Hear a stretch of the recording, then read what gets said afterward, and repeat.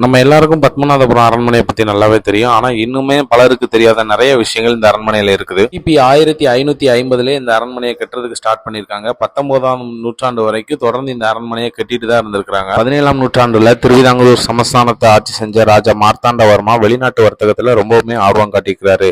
வெளிநாட்டவர்களுக்குன்னு சொல்லி இந்த அரண்மனையில தனியா ஒரு அறையுமே கட்டி கொடுத்திருக்கிறாரு. 1809ஆம் ஆண்டுல ஆங்கிலேயர்களால பத்மநாபபுரமும் உதயகிரி கோட்டையும் கைப்பற்றப்பட்ட பிறகு அரண்மனை கொஞ்ச காலத்துக்கு மூடப்பட்டு தான் இருந்திருக்கு. அரண்மனையில பேய்கள் இருப்பதாகவும் நிறைய வதந்திகள் பரப்பப்பட்டிருக்கு. 1935 அரச குடும்பத்தை சேர்ந்தவங்க அரண்மனையை மீட்டெடுத்து மறுசீரமைப்பு செஞ்சு இதை ஒரு அருங்காட்சி வளாகமா மாத்திருக்காங்க. அரண்மனை பத்மநாபபுரம் அரண்மனை தான் சொல்லப்படுது. இன்னும் அரச குடும்பத்தை சேர்ந்தவங்க திருவனந்தபுரத்துல வாழ்ந்துட்டு தான் வராங்க. உங்களுக்கு இந்த அரண்மனை பத்தி வேற எதுவும் தகவல் தெரிஞ்சிருந்தா கமெண்ட்ல சொல்லுங்க. அப்படியே உங்களோட டாக்ஸி தேவைக்கு சேஃபி ட்ராக் கான்டாக்ட்ஸியை கான்டாக்ட் பண்ணுங்க.